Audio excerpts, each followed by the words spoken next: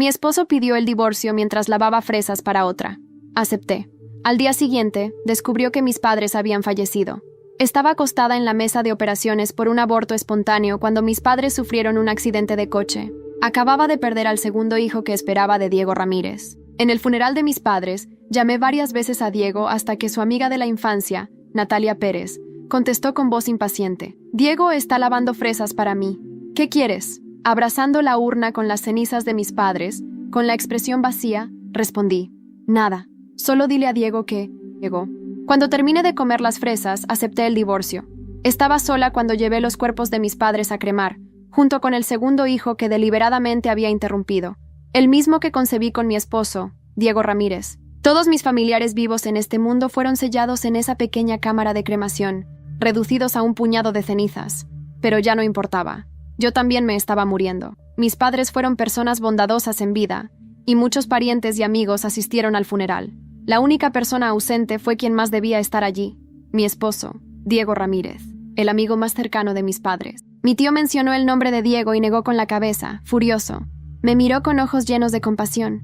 Todos decían cosas similares. Los González fueron buenos toda la vida, y al final ayudaron a criar a ese desagradecido de Diego Ramírez. Vestida de negro para el funeral, cargué la urna mientras caminaba hacia el lugar del entierro. El cielo estaba nublado. Mi abdomen inferior aún dolía un poco. Puse la mano sobre él. Ya había albergado a 2 hijos no nacidos, pero bueno, ¿qué más da? Su padre no me amaba, así que, naturalmente, tampoco los habría amado a ellos. La muñeca que asomaba por la manga estaba seca, amarillenta y delgada.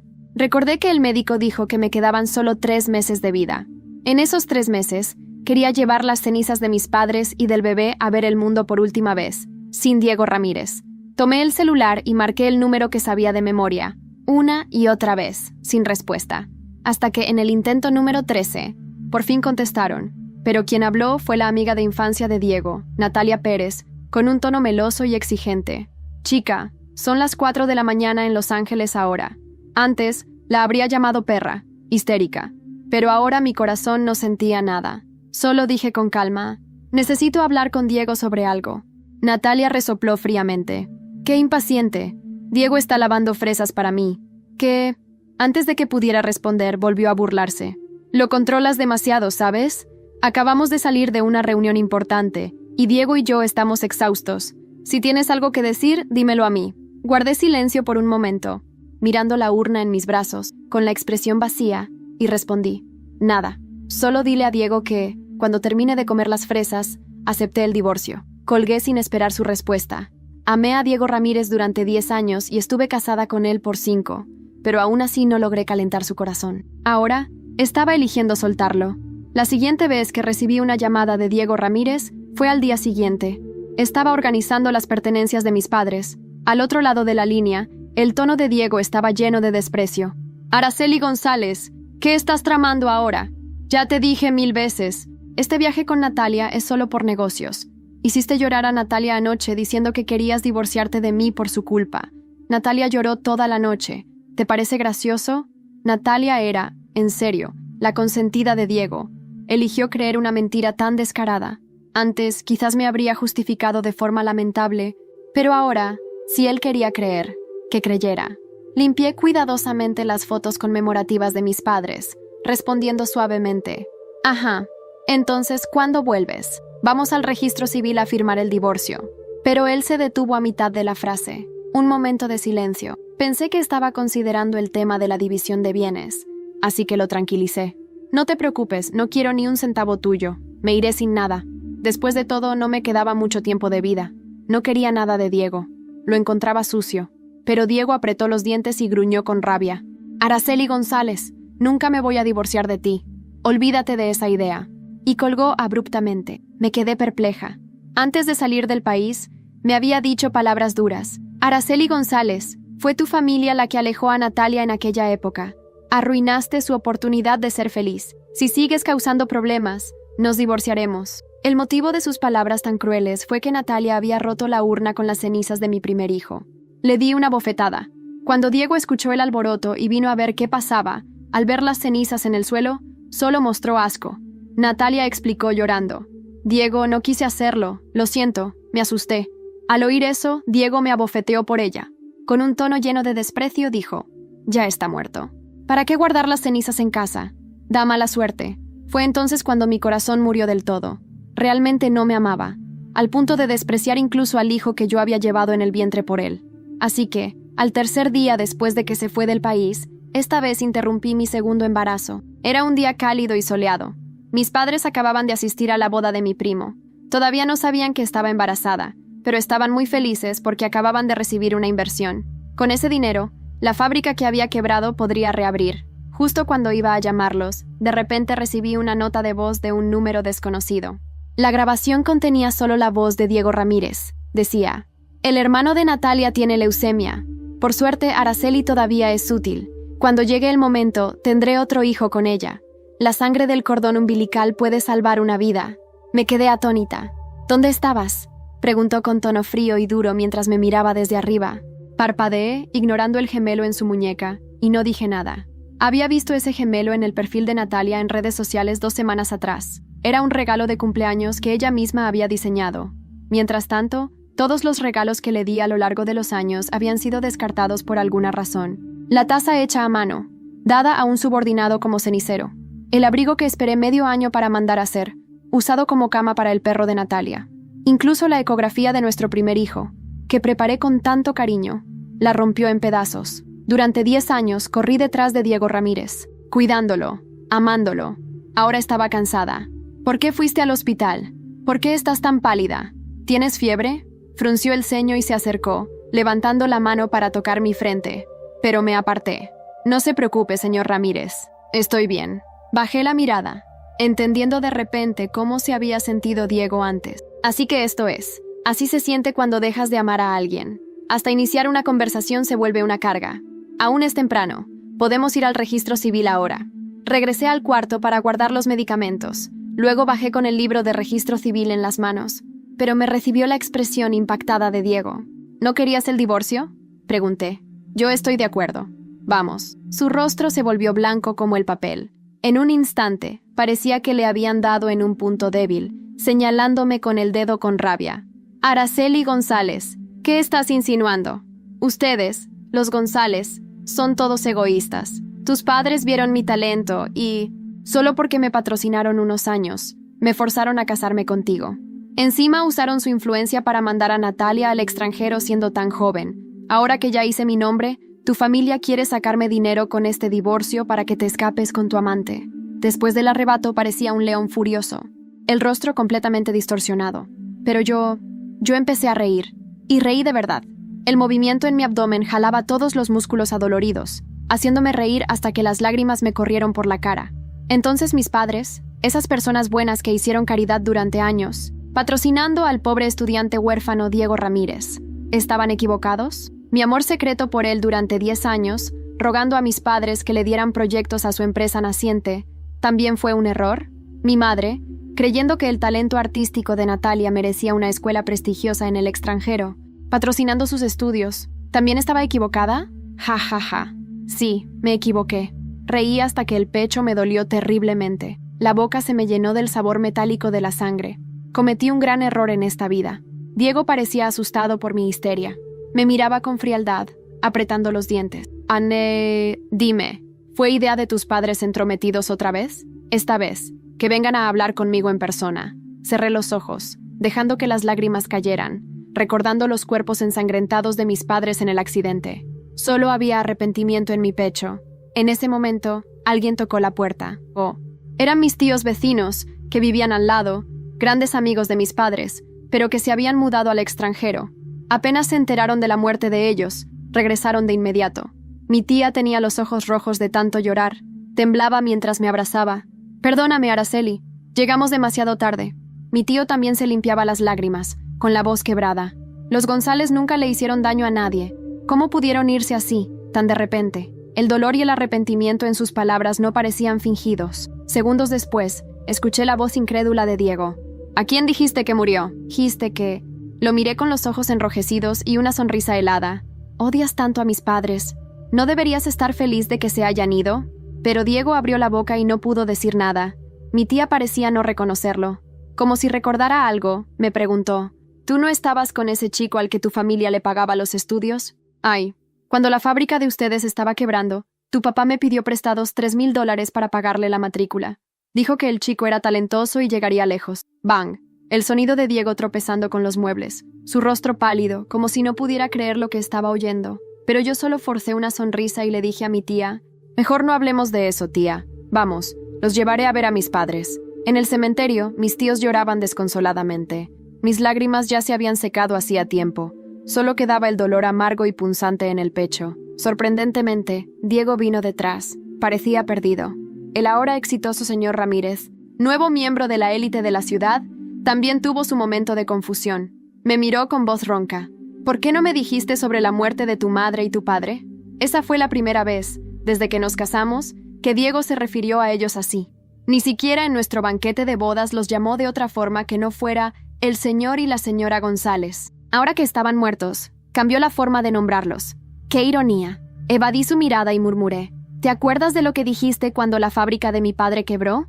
Él se congeló, y entonces pareció recordarlo. Todo su cuerpo tembló, y un destello de pánico cruzó sus ojos. Nunca me había sentido tan vacía como aquella tarde en Madrid. El sol golpeaba los ventanales del salón, pero yo no sentía el calor, solo el peso del libro de familia en mis manos y el silencio de una casa que ya no era un hogar. Mis tíos habían vuelto al extranjero, llevándose con ellos una parte del consuelo que no supe abrazar. Diego, él ya no tenía nombre para mí, solo era un eco, una sombra más de lo que me quedaba por borrar. Después del entierro de mis padres, lo único que me sostuvo en pie fue una promesa, una que me hice a mí misma frente a sus urnas. No moriría antes de ver justicia, antes de dejar claro a todos que los González no eran mártires silenciosos, que Araceli, la débil, la buena, la idiota enamorada, también sabía devolver el golpe. Aquella misma noche, revolviendo documentos viejos en la antigua oficina de mi padre, encontré una caja fuerte que nunca había visto. La clave era la fecha del nacimiento de mi hermano, que murió antes de cumplir 2 años. Mis padres siempre decían que el amor no se medía en tiempo, sino en lo que uno estaba dispuesto a hacer por quien amaba. Dentro de la caja había algo que cambiaría todo: cartas, contratos, fotografías, extractos bancarios, un testamento actualizado a mi nombre y un archivo clasificado que llevaba por título: Diego Ramírez, Confidential. Me temblaron las manos al tocarlo. Horas después, entre whisky barato y lágrimas ya secas, lo había leído todo. Mi padre había guardado pruebas de cómo Diego había desviado fondos de la empresa familiar, incluso antes de casarnos. Cómo Natalia lo ayudó a registrar una patente falsa con el diseño de mi madre para robarle la oportunidad de resucitar la fábrica. Ellos no solo rompieron mi corazón, ellos sepultaron el legado de los González por puro egoísmo y ambición. «Sois peores que ratas de cloaca», murmuré, sin saber si hablaba con ellos, conmigo o con los fantasmas de mis padres.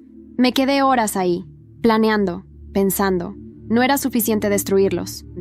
Tenía que hacerlo con inteligencia, con estrategia, sin ensuciarme las manos, como ellos habían hecho, pero con verdad. Fue entonces cuando recordé a Santiago Gálvez, el hijo del antiguo contable de la empresa, un chico callado, brillante, que había compartido conmigo las tardes aburridas del verano en Zaragoza cuando éramos niños. Lo busqué en LinkedIn y lo encontré rápido. Ahora dirigía una firma de inversión en Barcelona. Escribí un mensaje corto, preciso. Le dije que necesitaba su ayuda, que quería reconstruir el imperio de mis padres y que tenía en mis manos una bomba que podía acabar con Diego Ramírez para siempre. No tardó ni una hora en responder.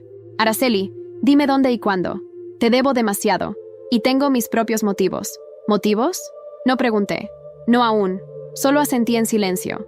A la semana siguiente, me presenté en su oficina en el Paseo de Gracia. Lo reconocí al instante. Seguía teniendo los mismos ojos serenos de entonces, pero ahora estaban curtidos, cansados, como los míos. «Has cambiado», dijo él, bajando la voz. «Pero también estás más fuerte. No soy la misma. Y no voy a morir como una víctima, Santiago». Él sonrió. Y yo vi en ese gesto un pacto silencioso. Pasamos horas revisando los documentos. Santiago se comprometió a ayudarme a montar una identidad corporativa nueva, desde cero. Yo sería una inversora anónima en varias empresas tecnológicas de Valencia y Bilbao. Usaríamos el capital oculto que mis padres habían dejado en una cuenta en Andorra para financiar la reactivación de la fábrica, pero bajo otro nombre. Diego nunca lo sabría. Mientras tanto, Natalia anunciaba en Instagram su nueva marca de diseño. Lo hacía con una sonrisa plastificada y un vestido que reconocí de inmediato. Era uno de los modelos originales de mi madre. No dije nada. Solo marqué el inicio de su caída con un mensaje cifrado a una conocida periodista de La Vanguardia. Diseño plagiado. Documentación disponible. Firmado.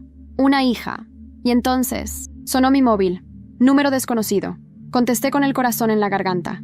Una voz de mujer. Agitada. Nerviosa. ¿Eres Araceli González? Tenemos algo que pertenece a tu familia. Algo que pensábamos que estaba muerto. Me quedé helada. ¿Qué dices? Tu hijo. El primero. No murió. Está vivo. Y te necesita. Todavía recuerdo cómo se me cayó el móvil de las manos. La voz de aquella mujer resonaba en mi cabeza como un eco imposible de silenciar. Tu hijo está vivo. ¿Cómo podía ser? ¿Cómo alguien podía equivocarse con algo así? ¿Cómo no supe nada? Durante varios minutos me quedé inmóvil, sentada en el suelo de mi apartamento, temblando como si me hubieran arrancado el alma del cuerpo y la hubieran devuelto de golpe. Volví a marcar ese número, como si mi vida dependiera de ello. Y quizá dependía. Contestó de nuevo la misma voz, esta vez más calmada, pero con una urgencia contenida. Mi nombre es Clara Torres. Soy enfermera. Trabajé en el Hospital Clínico San Carlos hace 5 años. No podía vivir más con esta culpa. Tu hijo nació con vida, Araceli. No fue un aborto. ¿Qué? No. Me ahogué en mis propias palabras, la voz rasgada. Me dijeron que fue un aborto espontáneo, que no sobrevivió. Me lo dijeron todos. ¡Todos! No fue así. El bebé nació prematuro, pero con signos vitales. Fue una decisión médica. Y había presión externa. Alguien muy poderoso pidió que no se te entregara. Dijeron que era por tu salud mental, que no lo querías. Mi mente se inundó con imágenes. Natalia llorando, Diego gritando, el rostro indiferente del médico que nunca me permitió ver el cuerpo, la urna vacía. ¿Dónde está?, pregunté entre dientes. Está con una familia de acogida en Málaga. Lo llamaron Lucas. Yo misma lo saqué de aquel hospital y lo entregué a una colega de confianza. Lo mantuvimos fuera del radar. Pero ahora está enfermo. Y preguntó por su madre. ¿Tiene tus mismos ojos? No podía respirar. Me levanté de golpe, tirando todo a mi paso. Tenía que irme. Tenía que verle. Tenía que sostener a mi hijo en brazos. Mi hijo. Mi Lucas. El hijo que Diego me dijo que estaba muerto. El mismo que Natalia pisoteó simbólicamente al romper la urna. Llamé a Santiago de inmediato. Le conté todo. Su reacción fue la que necesitaba. No estás sola. Yo voy contigo. Salimos esta misma noche. 5 horas después, estábamos en carretera rumbo a Málaga. El silencio entre nosotros era denso, pero cargado de significado. Santiago no hacía preguntas innecesarias, solo conducía. Su presencia me calmaba. Cuando llegamos, Clara nos recibió en la entrada de un pequeño orfanato rodeado de colinas. Tenía ojeras profundas y el gesto roto de quien carga con demasiadas culpas. Él está dentro. Está dormido, pero necesita un trasplante de médula. Pronto. Entramos. Y allí estaba, pequeño, frágil, con un osito viejo abrazado al pecho. Pero era él, mi hijo. Lo supe en cuanto lo vi. Me acerqué en silencio con el corazón en la garganta. «Hola, Lucas», susurré. Abrió los ojos, 2 pozos marrones profundos, mi reflejo, el reflejo de lo que me habían robado. «¿Tú eres la mamá que me canta en los sueños?», preguntó con voz suave. Me desarmó. «Completamente. Sí, mi amor. Soy yo». Lo abracé con un nudo en la garganta que no supe contener. El calor de su pequeño cuerpo contra el mío me devolvió algo que creí perdido para siempre. Esa noche dormí a su lado. Santiago se quedó fuera, vigilando como un centinela. Ya no era solo una guerra por justicia. Ahora era una batalla por mi hijo, por el tiempo perdido, por todo lo que nos robaron. A la mañana siguiente, Clara me entregó un documento, una copia del expediente médico falsificado, firmas, sellos, el nombre de Diego como contacto de emergencia, Natalia como visitante frecuente. Los mataría lentamente, sin tocarles un solo cabello. Pero antes, tenía que salvar a mi hijo. Volvimos a Madrid al día siguiente con Lucas. Lo internamos en una clínica privada, bajo otro nombre. Santiago se encargó de todos los trámites. Yo solo tenía un objetivo: encontrar un donante compatible. Y fue entonces cuando recibí un correo electrónico anónimo con el asunto. «Puedo ayudarte a salvar a Lucas, pero tendrás que pagar el precio». Me quedé mirando la pantalla del portátil durante minutos, sin mover un solo músculo. El asunto de ese correo se repetía en mi mente como una advertencia en bucle. «Puedo ayudarte a salvar a Lucas, pero tendrás que pagar el precio». Mi primer instinto fue ignorarlo, bloquear la dirección, borrar el mensaje, pero algo en mí, algo me decía que no podía, que detrás de esa amenaza velada había una pista, una posibilidad, una pieza más en este rompecabezas sucio que me había robado todo. Hice clic. El mensaje era escueto pero eficaz. Sé lo que Clara no te contó. Sé quién decidió separar a Lucas de ti. Y tengo acceso a los registros del centro donde estuvo oculto los primeros años. También sé que su compatibilidad genética podría salvarlo, si tú haces lo correcto. Quiero verte. Sola. Café Mirador, Las Rozas. Esta noche, 21:30. No lleves a Santiago. No hagas preguntas. Y no tardes. Cada minuto cuenta. El correo no tenía firma. Solo un icono de una flor marchita como avatar. Guardé el portátil y me quedé sentada frente a la ventana de la clínica donde Lucas dormía, con el suero conectado al bracito y ese osito de trapo que no soltaba ni dormido. Me mordí los labios con fuerza. No quería caer en más trampas, pero no podía arriesgarme a perderle de nuevo. Le dejé una nota a Santiago con la excusa de que necesitaba despejarme. Mentí. Me dolió hacerlo, pero necesitaba ir sola. Eran las 21:20 cuando llegué al Café Mirador. Un local pequeño, de estilo antiguo, escondido entre árboles y ladrillos gastados. Entré y busqué con la mirada. Y entonces la vi, sentada en la esquina, con una copa de vino tinto en la mano, perfectamente peinada, como si nada le rozara la conciencia. Natalia Pérez. Me paralicé. ¿Sorprendida?, dijo sin levantar la voz. No deberías estarlo. Sabes que siempre fui más lista que tú. ¿Qué haces aquí? Escupí las palabras como veneno. ¿Qué quieres? Salvar a tu hijo. Y salvarme a mí misma. Ríe. Una risa hueca, cínica.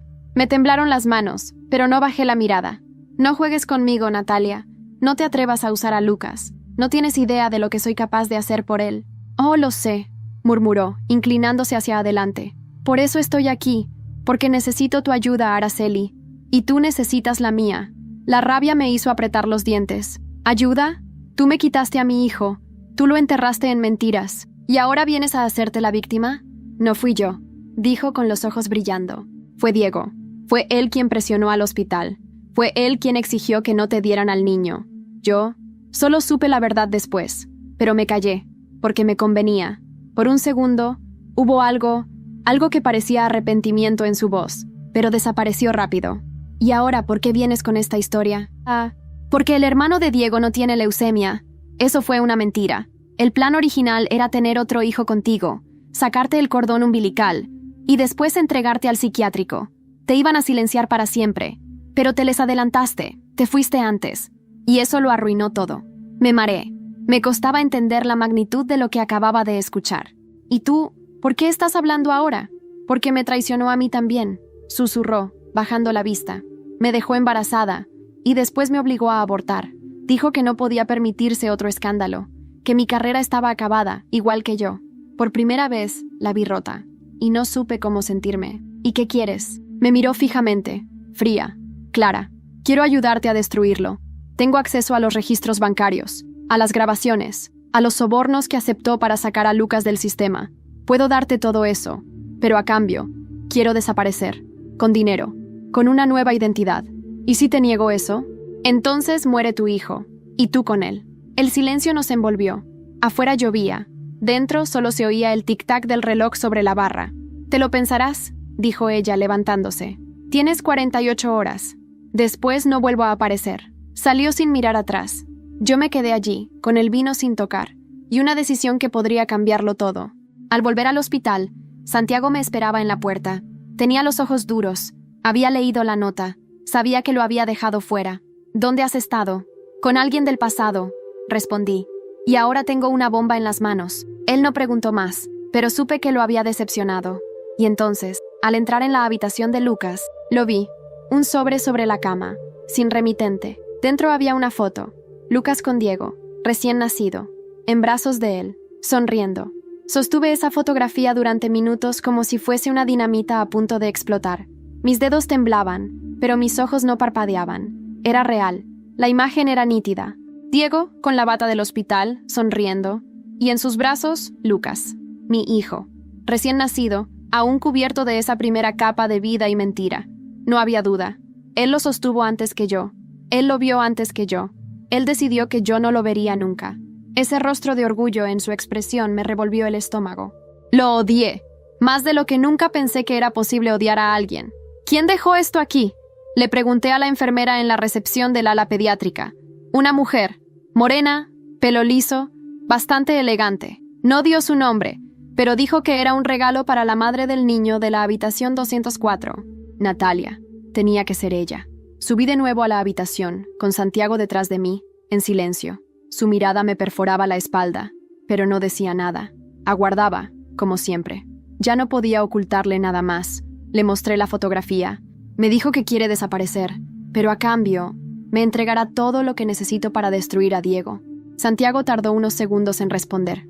¿Y tú le crees? No le creo, pero quiero lo que tiene. Nos miramos durante un largo rato. Santiago frunció el ceño. Si cruzas esa línea, Araceli, no hay vuelta atrás. Esto ya no va solo de justicia, va de sangre. Diego cruzó esa línea hace años, dije, con la voz baja pero firme. Yo solo estoy recogiendo los pedazos. Decidí reunirme con Natalia de nuevo. Esta vez no en un café discreto. Le propuse un lugar que conocía bien, la antigua fábrica de mis padres, ahora convertida en ruinas, símbolo de lo que Diego ayudó a derrumbar. Si iba a cerrar este círculo, sería allí donde empezó todo. Natalia llegó vestida de blanco, siempre tan dramática. Bajó del coche con la lentitud de quien sabe que cada paso puede ser una provocación. «Has elegido bien el escenario», dijo mirando los muros carcomidos. «Aquí empezó todo. Aquí también puede terminar. No te equivoques», le respondí. «Aquí no termina nada. Solo cambia de dirección». Me entregó un pequeño pendrive y una carpeta. Archivos contables, grabaciones de llamadas, transferencias hacia cuentas offshore. Todo lo que Santiago y yo necesitábamos para hundirlo. Natalia temblaba mientras lo hacía, pero aún mantenía esa altivez que me irritaba profundamente. «¿Y el dinero?», preguntó. «Te lo transferiré cuando verifique todo esto. Tienes 72 horas para desaparecer. Después, si te encuentro, no seré tan generosa». Ella asintió, pero antes de irse, dijo algo que me atravesó como una daga. «Él también te amó, a su manera, pero tú no supiste retenerlo. No se trata de retener. Se trata de no mendigar migajas de afecto. Y tú viviste a base de eso, Natalia». Le di la espalda y regresé al coche. Santiago me esperaba con cara de pocos amigos. «No me gusta nada esto». «A mí tampoco. Pero ahora la guerra es mía». Durante las siguientes 48 horas, validamos toda la información. Santiago contactó con un periodista de investigación en Valencia.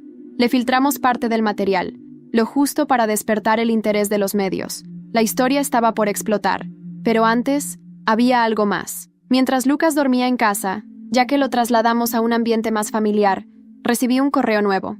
Adjunto. Un video. Lo abrí. Al principio no entendí. Era una grabación de vigilancia. Fecha. Hace 5 años. Lugar. Hospital Clínico San Carlos. Sala neonatal. En la imagen, Diego hablaba con un médico. No había audio, pero sus gestos eran intensos. Señalaba hacia una incubadora. Luego el médico asentía. Diego sacó una carpeta del maletín. Dinero. Un sobre. El médico tomó el sobre. Luego se marchó. Diego se acercó a la incubadora, miró al bebé dentro, mi hijo, y apoyó una mano en el vidrio. Luego se giró y se marchó sin mirar atrás. Detuve el video. No lloré, no grité, solo sentí un frío que me vació por dentro. Ya no era cuestión de justicia, era cuestión de acabar con él. Y fue entonces cuando sonó el timbre.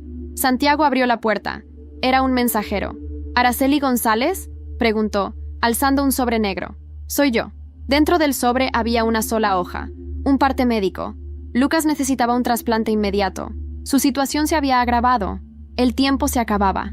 A veces siento que el mundo se detiene cuando escuchas la peor noticia posible.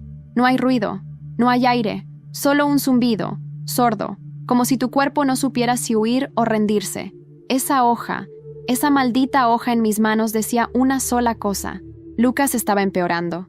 Su sistema inmune había comenzado a fallar, y las probabilidades sin un trasplante compatible eran mínimas. Mínimas. Me senté en el borde de la cama mientras Lucas dormía al otro lado del pasillo, inconsciente de todo, de las mentiras, de los pecados que otros habían cometido en su nombre. Inocente, como solo un niño puede serlo. ¿Y si no lo conseguimos a tiempo?, le pregunté a Santiago sin mirarlo. Él no respondió enseguida. Solo se acercó y me colocó una manta sobre los hombros, como si eso pudiera protegerme del miedo que me estaba devorando por dentro. Encontraremos un donante, a cualquier precio. Ya lo hemos intentado todo. No es compatible con mi médula. No tengo hermanos. Los tíos están fuera del país y... Callé. Respiré hondo. Queda una sola opción. Y no me gusta. Santiago no necesitaba que lo dijera. Lo supo enseguida. Diego. Asentí. No tenía otra salida. Esa misma noche, redacté una carta, una trampa, un anzuelo, una mentira con sabor a verdad. Le pedí a Santiago que la enviara por medio de un abogado, como si fuera un procedimiento legal relacionado con la herencia de mis padres. Sabía que Diego mordería el anzuelo si había dinero de por medio. Siempre lo hacía, y así fue. A las 11:37 del día siguiente, recibí un correo electrónico de Diego Ramírez. No decía mucho, solo: estoy en Madrid. Si quieres hablar de negocios, que sea en persona. Dime cuándo y dónde. Negocios, decía, como si los huesos de nuestro hijo fueran transacciones. Le propuse encontrarnos en un despacho notarial en Salamanca. Elegante, discreto, pero con cámaras de seguridad en cada rincón. Santiago lo organizó todo. Iba a estar en la sala contigua, monitoreando cada palabra. Cuando Diego llegó, sentí una punzada en el estómago. Iba impecable, como siempre, pero había perdido ese aire de arrogancia. Parecía agotado, cansado, envejecido, como si por fin la podredumbre interna comenzara a reflejarse por fuera. «Araceli», dijo, y me costó no escupirle a la cara. «¿A qué debo esta repentina cordialidad?» «No es cordialidad, es necesidad». Le hablé sin adornos. Le dije que Lucas estaba enfermo, que era su hijo, que necesitaba un trasplante, que su médula ósea podía ser la última oportunidad. Él frunció el ceño, se rió, incómodo. «¿Y por qué debería creerte? Después de todo lo que has hecho, me difamas, me amenazas, me mandas periodistas, y ahora vienes con esto». Saqué la fotografía, la del hospital, él con Lucas. Se congeló. Eso fue... Se detuvo. Trató de recomponerse. Fue una decisión médica. No, Diego. Fue una decisión tuya. Tú lo sacaste de mi vida. Ahora tienes dos opciones. ¿Ayudas a salvarlo o lo dejas morir como dejaste morir todo lo que tocaste? Me observó en silencio. Por primera vez lo vi dudar. Lo vi humano, frágil, y eso no me dio satisfacción. Solo me confirmó lo que ya sabía. No era un monstruo, era un cobarde. «Si hago esto», murmuró, «quiero algo a cambio». «¿Qué?» «Quiero que todo desaparezca. Los documentos, las pruebas, lo que Natalia entregó. Quiero que no destruyas mi carrera». Me reí. No pude evitarlo. Creí que ibas a pedir ver a tu hijo. Pero no. Pides que limpie tu nombre. Mi nombre es lo único que me queda. Y mi hijo es lo único que tengo. Así que estamos en equilibrio. Diego aceptó hacerse las pruebas. Pero antes de irse, dijo algo que no esperaba. «Nunca te amé, Araceli, pero tampoco quise hacerte tanto daño. Solo no supe cómo salir de esto». Lo miré con la misma frialdad con la que él me había mirado años atrás. «Lo hiciste. Saliste. Por eso estamos aquí». Cuando se fue, Santiago entró a la sala. Tenía el rostro blanco como el papel. «Sabes lo que esto significa, ¿verdad? Si él resulta compatible y accede al trasplante, tendrás que cumplir tu parte. No puedes simplemente desaparecer las pruebas». Lo miré a los ojos. ¿Quién dijo que iba a cumplir? Esa misma noche, recibí los resultados. Diego era completamente compatible con Lucas. Y junto con ese resultado, otro mensaje anónimo apareció en mi móvil. ¿Sabes cuántos niños más desaparecieron del hospital aquel año? Porque Lucas no fue el único. El mensaje me dejó helada. ¿Sabes cuántos niños más desaparecieron del hospital aquel año? Porque Lucas no fue el único. Lo leí 1, 2, 3 veces. Como si leerlo más veces fuera a cambiar su significado, como si esa verdad latente pudiera transformarse en otra cosa si me empeñaba lo suficiente. Pero no, estaba ahí, clara, cruda, el hospital, el mismo donde creí perder a mi hijo, el mismo donde Diego me había robado la maternidad. Y ahora me decían que no fue un caso aislado. La idea de que hubiera otros como Lucas, niños ocultados, entregados, robados, me revolvía el alma. Era un abismo dentro de otro. Y yo, sin saberlo, había vivido toda mi vida bordeando ese precipicio. Mostré el mensaje a Santiago. Él ya empezaba a conocer esa mirada mía que no aceptaba rodeos. «Necesito saber quién envió esto», dije sin rodeos. Y sí es cierto. Santiago se puso manos a la obra. Movió contactos, pagó favores antiguos. Mientras tanto, yo cuidaba de Lucas como si el tiempo se nos escapara entre los dedos. Cada vez que lo veía dormir, con los ojos cerrados y las manitas agarradas al osito, me invadía una mezcla de amor desesperado y odio visceral hacia quien nos había arrancado esos primeros años juntos. Al tercer día, Santiago regresó con información. Lo vi desde la ventana, llegar más rápido de lo normal. Entró sin saludar. «Araceli, tenemos un problema», dijo en cuanto cruzó la puerta. Traía una carpeta. En ella, Copias de informes de partos en el Hospital Clínico San Carlos entre 2017 y 2019. Había marcas en rojo sobre 5 expedientes. 5. ¿Qué es esto? 5 nacimientos, 5 madres. Todas ingresaron con complicaciones. A todas se les dijo que sus hijos habían muerto al nacer. Y en los 5 casos, hay irregularidades médicas. ¿Dónde están ellas? 2 viven en Barcelona, una en Zaragoza, otra en Sevilla, y la última, Araceli, murió por suicidio el año pasado. 3 días después de recibir una carta anónima que decía, «Tu hija está viva», se me cerró el pecho. «Esto es una red», murmuré. «Una red de tráfico. Venden a los niños y usan nuestras pérdidas como cortina». Santiago asintió. El nombre que se repite en los 5 informes es el del doctor Luis Echevarría, el mismo que firmó tu expediente. Luis Echevarría. Me temblaban las rodillas. Ese hombre me había mirado a los ojos. Me había tocado el brazo con fingida compasión. Me había dicho, «Lo siento mucho, señora Ramírez. No lo logramos». Ahora sabía que me había mentido. Deliberadamente. Por dinero. O peor. Decidí buscar a una de esas madres. La que vivía más cerca. Clara Esteban. En Zaragoza. Llamé y le dije quién era. Hubo silencio al otro lado. Largo. Después, su voz. Yo también recibí una carta. Decía que mi hijo se llamaba Miguel y vivía en Granada. Pero cuando fui, no había nadie. Me trataron como loca. No estás loca, Clara. Y no estás sola. Nos citamos 2 días después, en una cafetería a mitad de camino. Cuando la vi entrar, supe que el dolor reconocía al dolor. Nos abrazamos sin decir palabra, solo lágrimas. Ella me contó todo. Cómo su pareja la había dejado tras el supuesto parto fallido. Cómo su familia le dio la espalda. Cómo había vivido con la culpa por algo que no cometió. Y cómo, desde esa carta, vivía entre paranoia y esperanza. ¿Y tú?, preguntó ella, limpiándose los ojos. Recuperé a mi hijo, y ahora voy a encontrar a los tuyos. A todos. Clara me apretó la mano con fuerza. Un pacto sellado. Al volver a casa, Lucas dormía. Santiago me esperaba con el rostro más sombrío que le había visto nunca. «Tenemos que hablar», dijo. «¿Ahora qué?». Él me miró con algo parecido al miedo. Me entregó un sobre, una fuente anónima. Me lo hizo llegar esta mañana. No quise abrirlo sin ti. Lo abrimos juntos. Dentro, una foto. Otra más. Esta vez, Natalia. En una sala quirúrgica. Sonriendo. Con un bebé en brazos. La fecha. 3 meses después de mi aborto espontáneo. ¿Qué significa esto?, pregunté con la garganta cerrada. Santiago sacó otra hoja. Certificado de nacimiento falso. A nombre de Natalia Pérez. Madre.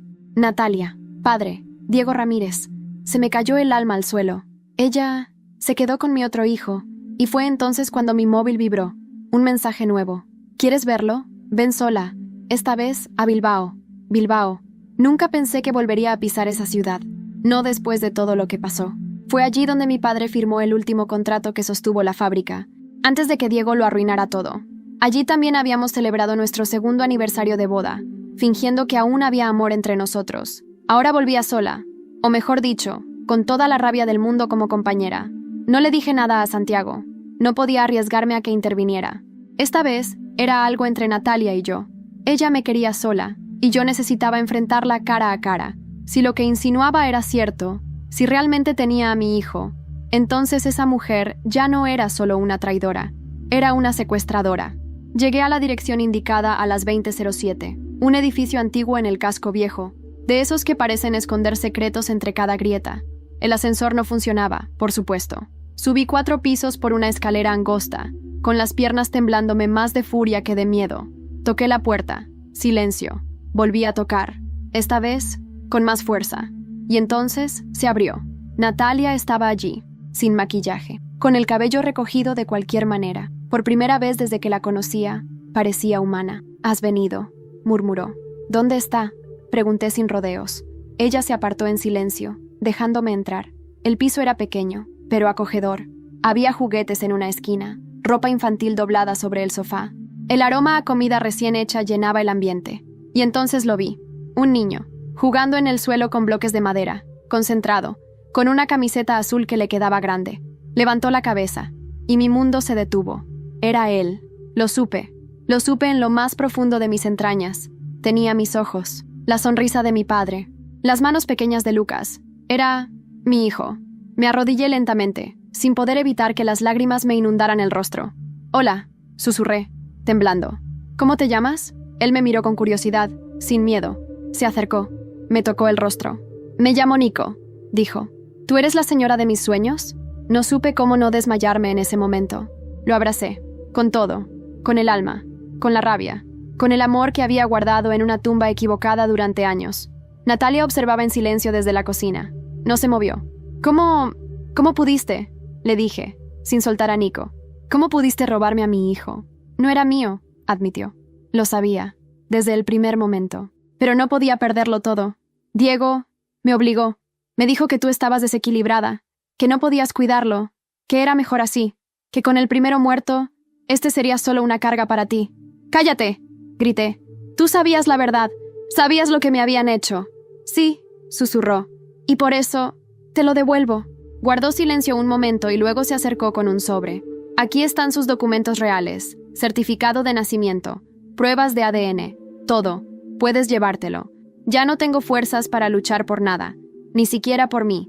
¿Y crees que con eso todo se borra? ¿Que vas a irte tranquila?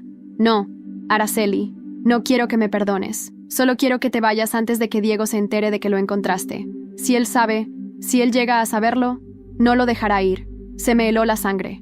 «¿Dónde está Diego?» Natalia bajó la mirada. «En San Sebastián, con sus abogados. Planea marcharse del país en unos días. Tiene documentos falsos. Sabe que todo está por venirse abajo. Entonces supe que tenía que actuar. Rápido. Abracé a Nico con fuerza. Le susurré que todo estaría bien, que íbamos a irnos juntos, que por fin estaríamos todos». Antes de salir, Natalia me detuvo. «Araceli», dijo con voz quebrada, «cuídalo». Como yo no supe hacerlo, no le respondí. Cerré la puerta detrás de mí, con Nico dormido en brazos. Volvimos a Madrid esa misma noche. Santiago nos recibió con lágrimas en los ojos. Por primera vez desde que empezó todo, me abrazó como si fuésemos algo más que aliados, como si finalmente creyera que merecíamos la paz. Pero no la tendríamos aún. 2 días después, Lucas recibió la médula de Diego. La operación fue un éxito. El niño comenzó a recuperarse poco a poco, y por primera vez, los 2 hermanos se conocieron. Se abrazaron sin entender del todo lo que significaba, pero sintieron lo mismo que yo, que ese abrazo había tardado demasiado. Entonces, llegó la llamada. La policía. «Señora González, hemos encontrado algo en una de las cuentas de Diego Ramírez. Transferencias hechas a clínicas en Marruecos, nombres de bebés, fotografías, listas. Un nuevo abismo se abría ante mí. A veces la justicia no llega en forma de jueces ni tribunales. A veces llega en una carpeta, en una llamada, en una simple lista de nombres que nadie debería conocer. La policía me citó en una oficina discreta de la Unidad de Delitos Transnacionales, en el corazón de Madrid. Santiago insistió en acompañarme, pero esta vez fui sola. Había cosas que una madre debía enfrentar con su propia voz. El inspector a cargo era un hombre serio, de unos 50 años, con ojos duros y una cicatriz en la ceja izquierda. Me ofreció café, que rechacé, y me entregó una carpeta marcada con la palabra «Confidencial». Esto se encontró tras el rastreo de cuentas bancarias asociadas a Diego Ramírez. Estaban ocultas en una cuenta en Gibraltar. «Lo que hay aquí», hizo una pausa como si le costara decirlo, «no es fácil de digerir». Abrí la carpeta. Lo que vi me partió el alma. Listas, nombres de recién nacidos, fechas, peso al nacer, sexo, todos con un código asociado, un precio, una bandera de destino. Marruecos, Alemania, Emiratos, Suiza, y junto a cada uno, fotografías, bebés, algunos con las marcas aún del hospital, otros en brazos de desconocidos, algunos con los ojos vendados. Me tapé la boca, lloré sin hacer ruido, lágrimas de asco, de impotencia. ¿Cuánto?, pregunté entre sollozos. Más de 30 en los últimos 5 años. Y creemos que hay más, muchas más. ¿Y qué tiene que ver Diego con esto? El inspector deslizó otra hoja. Era una autorización bancaria, firmada por él. Dinero transferido a clínicas clandestinas a cambio de servicios de intermediación neonatal. Mi estómago se revolvió. Tenemos suficiente para procesarlo por tráfico humano, falsificación de documentos, cohecho y obstrucción a la justicia. Pero necesitamos una pieza más. ¿Cuál? Tú. Me miró fijo. Necesitamos que declares todo lo que sabes, que testifiques, que te expongas. Y sabemos que no es justo, pero tú eres el rostro de estas madres, la que sobrevivió, la que lo enfrentó. Si tú no lo haces, todo esto puede ser enterrado otra vez. Sentí que el peso de todas esas madres, de todos esos niños, me caía encima como un manto de plomo. Pero no me quebré. Lo haré. Volví a casa con la carpeta contra el pecho. Santiago me esperaba. Me abrazó en silencio. No hubo palabras, solo entendimiento. Esa noche, reuní a mis hijos. Lucas, ya más fuerte, sonreía. Nico, aún adaptándose, me miraba con curiosidad. Les hablé con voz suave. Mamá tiene que hacer algo importante, algo difícil, pero lo hago por ustedes, para que ningún niño más viva lo que ustedes vivieron. ¿Me entendéis? Ellos no dijeron nada. Pero sus abrazos fueron la única respuesta que necesitaba. Al día siguiente, se filtró a la prensa la existencia de una red de tráfico infantil vinculada a un empresario de renombre.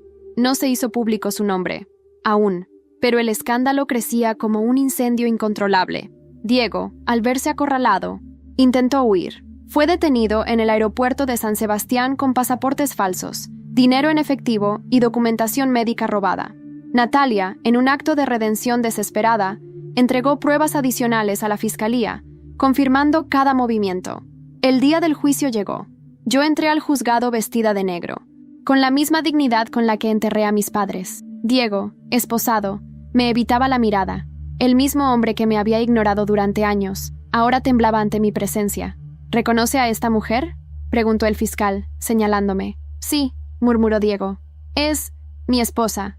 ¿Ex esposa? Corregí, alzando la voz. No tengo vínculos con él. No reconozco ni su nombre.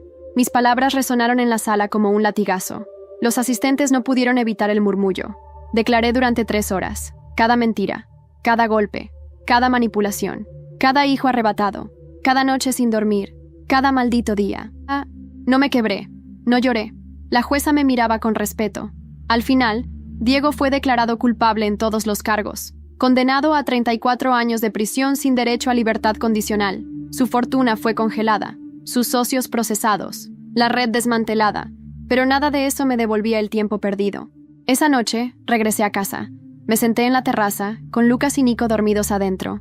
Santiago trajo una copa de vino y se sentó a mi lado. «¿Lo lograste?», dijo. «No, lo logramos». Pero no todo había terminado. Mientras mirábamos la luna, mi móvil vibró. Un mensaje anónimo, solo una frase. No todos los nombres de esa lista eran niños desaparecidos. Algunos aún viven y te están buscando. Creí que lo había visto todo, que ya no quedaban secretos por arrancar del pasado, ni heridas que no sangraran. Pero ese mensaje, ese maldito mensaje me devolvió a un abismo que pensé haber cerrado para siempre. No todos los nombres de esa lista eran niños desaparecidos. Algunos aún viven y te están buscando. Guardé el móvil. No le respondí a Santiago cuando me preguntó qué había pasado.